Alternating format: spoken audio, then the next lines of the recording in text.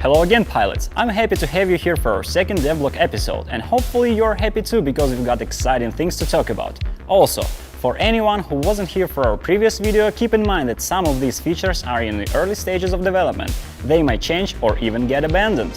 Before we start, a quick recap of features we've covered in our first episode and managed to release already. The 2 vs 2 deathmatch was arguably the biggest one, and we're fairly pleased with how it went down. From what you guys have been telling us, it seems like the battles feel quicker and more dynamic than some of the other game modes, which is what we're really going for. As for bots, yeah, we've seen the feedback too, and they need further tweaking, so we'll be looking to make some improvements in the future, but probably after the global launch. The new events also worked out pretty well. While finding the perfect balance between challenges and rewards is a work in progress, we'll keep working on these and rolling out different challenge types, so keep your eyes open. Let's start with the big guns, shall we? There are several new game modes in development already, and the first one is a massive free-for-all deathmatch. 10 mechs enter the arena, 1 mech leaves. It's going to be a meat grinder, and we are hoping it's going to be as fun as it sounds.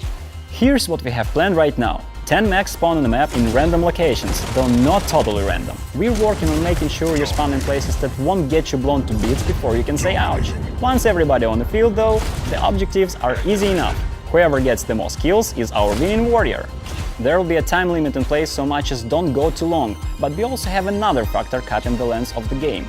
Try not to blow up too fast in our little Thunderdome.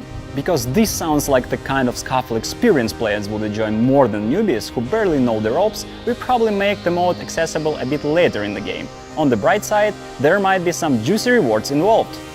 The second game mode is something that's been requested for a while. Pilot, remember when you asked for this after our last video?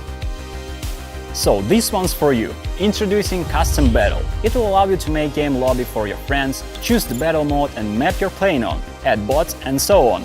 In essence, Custom Battle will resemble a big old sandbox, and we hope you guys will go crazy when it drops. Play with or against your friends, settle rivalries, organize your tournaments or challenges for the daredevils who care to triumph against all the odds and stream them for all the other players to see.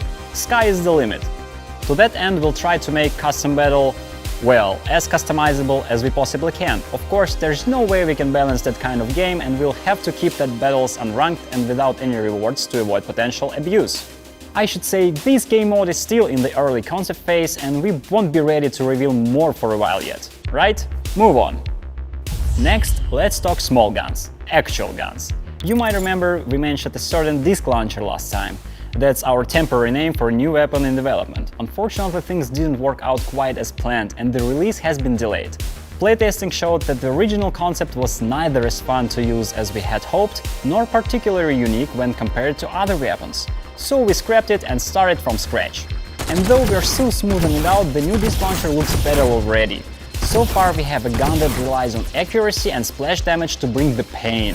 Take a look for yourself. We'll keep testing and improving the launcher, and hopefully there will be more to show in the coming weeks. Next up, a brand new mech.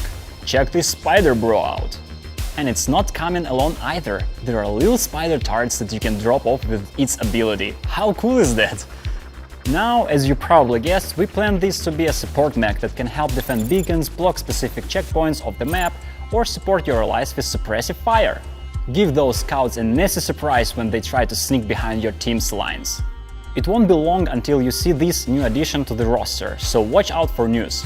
On top of all that, we're putting a lot of effort into game optimization before the global launch. We want you guys to have zero issues when the new players arrive, and to make sure everyone gets a fun, smooth experience. There is also a slew of quality of life improvements to look forward to. Weekly challenges, long-term events, UI and map design improvements, you name it. Oh, and we do want to expand the weapons arsenal substantially. There is not too much to show you right now, but we have a ton of inspiration.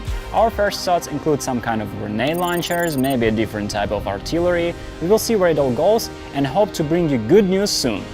And that's it for today's vlog. We hope you enjoyed this little taste of things to come, and we look forward to seeing your comments and suggestions down below. As always, let us know if there is anything specific you'd like us to cover in the future. Hit like and subscribe, and we'll see you in the next episode. On the brighter side, there might be 10 mechs enter a gun that relies on accuracy and splash damage to bring the pain. pain. Look in my eyes, I have a lot of pain there. And hope to bring you good news soon.